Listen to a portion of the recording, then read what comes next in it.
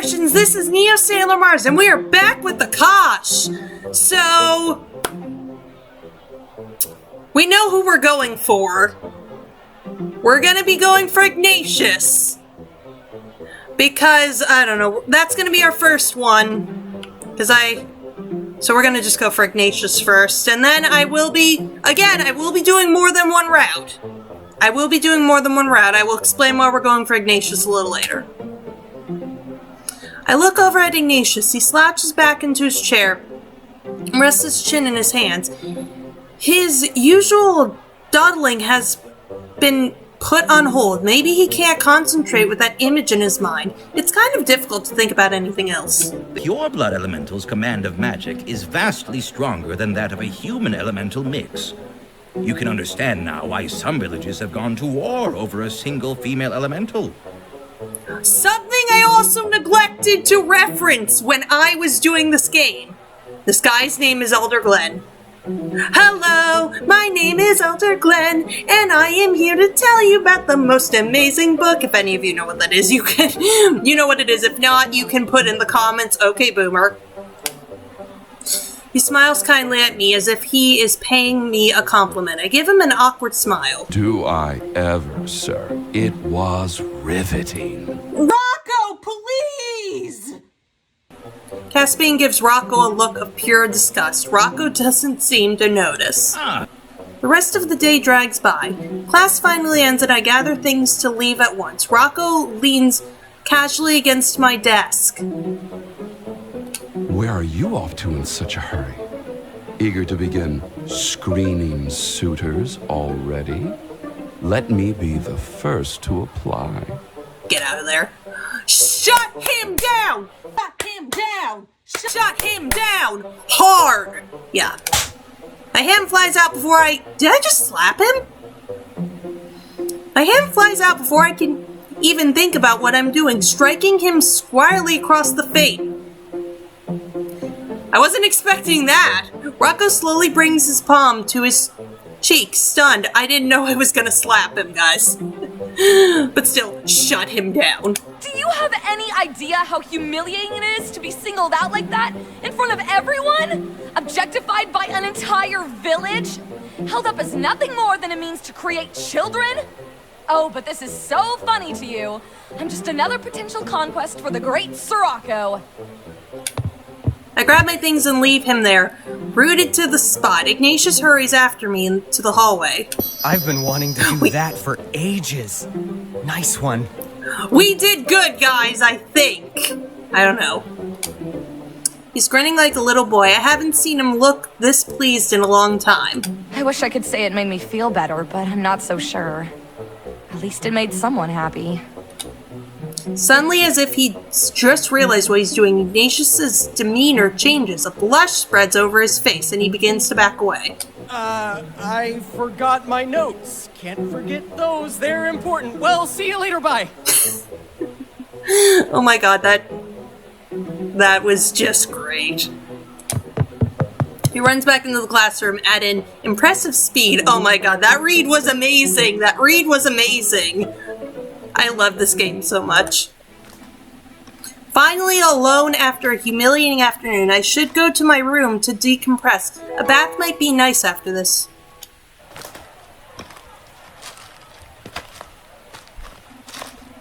As I walk back to the student quarters, it might not be a good idea for me to walk to the bathhouse alone with that guy around. I should bring someone with me just in case.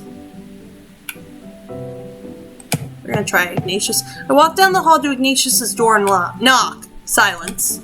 Perhaps he's not in. I try again. Before my fist can connect with the door, a third knock. It swings open to reveal Ignatius. To my horror, my fist smashes straight into Ignatius's nose. Oh no, Oh no! Ah! Oh god! Oh my goodness, I'm so sorry! Are you alright?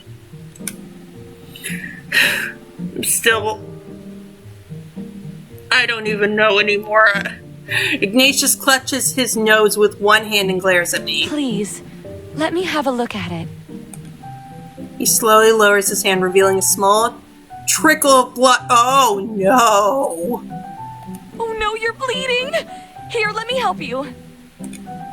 I hold my hand up to his nose to stop the bleeding with a bit of light magic, but he flinches away from my touch and backs up into his room. It's fine, I'll just... You don't have to do that. He's rummaging around in a drawer for a few moments, then returns with a small bit of cloth stuffed into his nostril. We stand face to face in the doorway in an awkward silence. So, did you need something, or...? Yes, actually, if you wouldn't mind walking with me for a minute, I can explain on the way. He narrows his eyes at me. This isn't a prank, is it? No, why would it be a prank? Please, Ignatius, I could use your help. All right. Okay, so I never explained why we're going for Ignatius. 1, I don't want to go for a Rocco. 2, Caspian seems a little too strict. And then there's Lux and Rowan, who I don't know, so on Brandon McInnes' stream, who voices Ignatius, I said to him, like, oh, I just started playing Akash.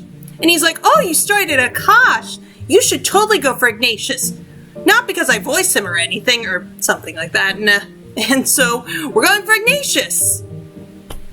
But also because I'm an Aries, that makes me a fire sign. Fire's my element, so yeah. That too. That too.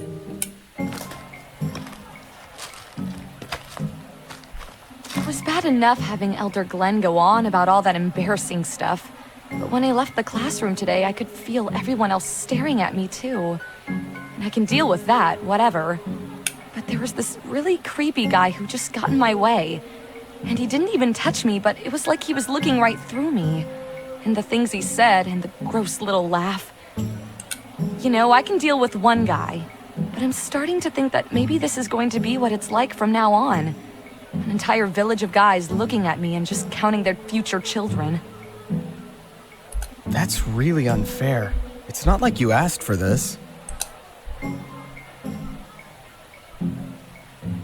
We're gonna go with feel appreciative. Thank you, Ignatius. That's exactly how I feel. No one ever really understands.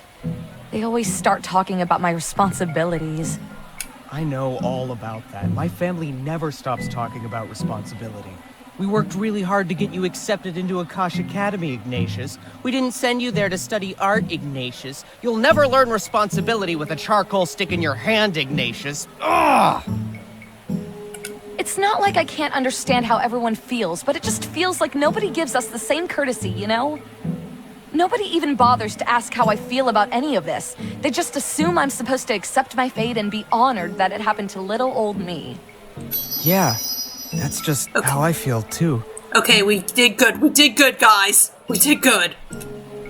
We smile at each other for a brief moment, but Ignatius suddenly seems to remember his usual shyness and immediately averts his gaze, blushing. Akash Village Square. As soon as I step outside, I'm greeted with a flurry of activity. Elementals wheeling carts, carrying massive bundles of fabric, leading livestock through the village, just to name a few. As I approach the village square, I can hear a baker and his apprentice gossiping as they work. Can you believe it, sir? We're finally going to have a female at the coming-of-age ceremony this year. How exciting! Blake Shepherd, is that you? The apprentice rushes over to me with bundles of with a bundle wrapped in cloth. Whatever it is, it smells incredible. Excuse me, miss? Ma'am? We would be honored if you would accept these sweet rolls. What's the occasion? We're just so excited about the coming-of-age ceremony that we got started early, and now we've made too many. Please, miss, enjoy them. I shrug and accept the bundle with a gracious smile. Don't mind if I do. Thank you so much. These smell lovely. The apprentice bows profusely as he backs away towards the bakery. Oh no, thank you, miss. You honor us. He continues bowing until he backs into his boss, who gives me a cheery wave with his rolling pin before steering his apprentice back into the kitchen. I've stopped by their bakery countless times on the way home from class. All the formality is a little strange. I won't say no to free sweets, though. Before I can even unwrap the bundle... Those smell really wonderful. Could I try one?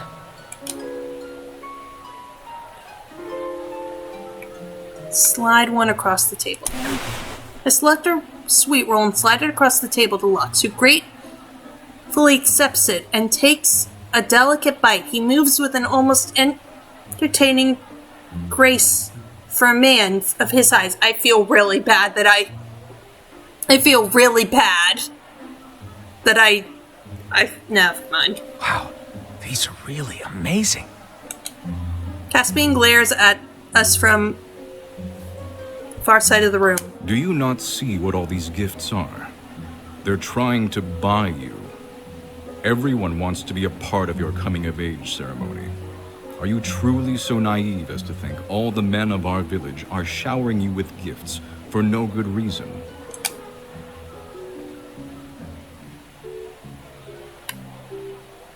Should I feel ashamed? I don't know, I wrap the sweet rolls back up and put them off to the side. I've suddenly lost my appetite. I wasn't really thinking about it. They just smelled really good.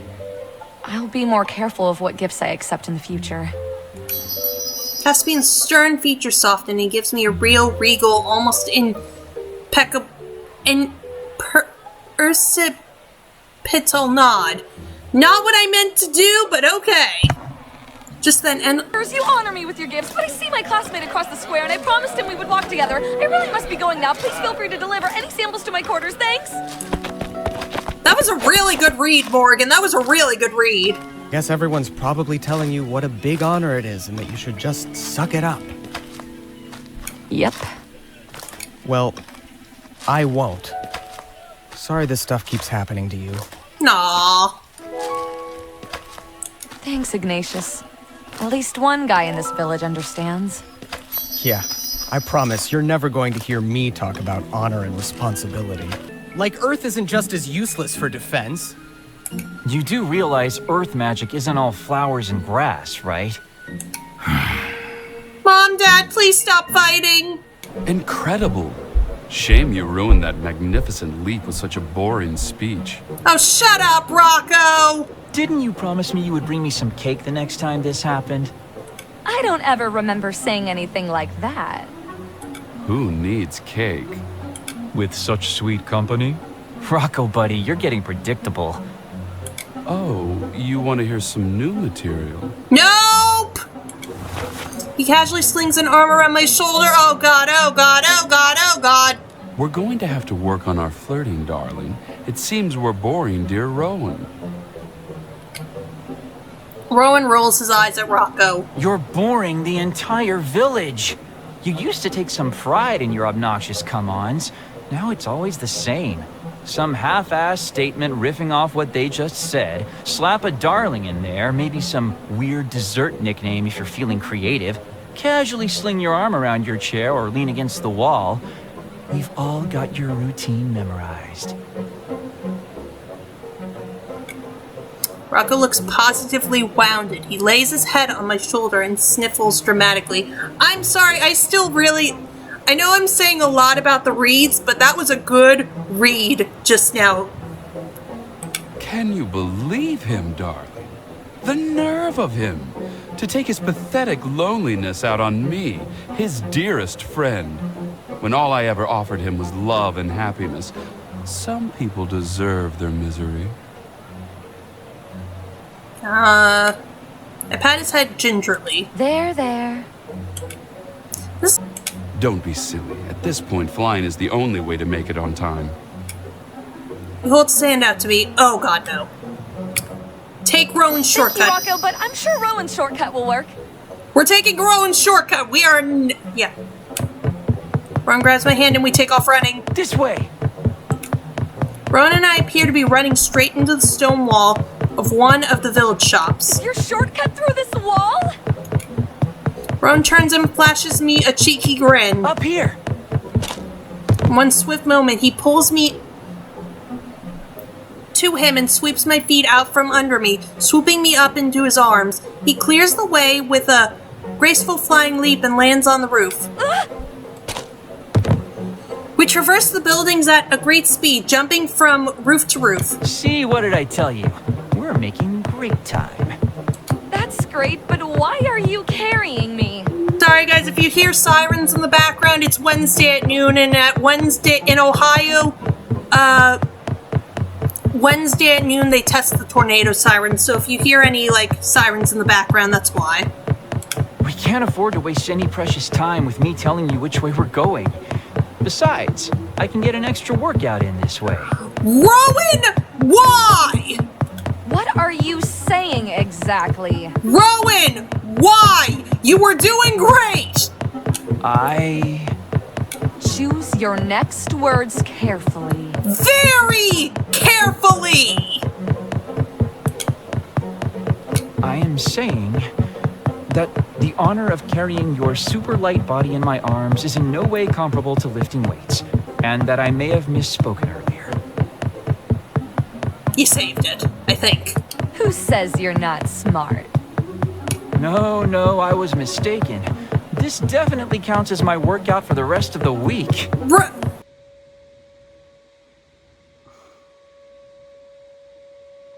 Rowan, you were doing great.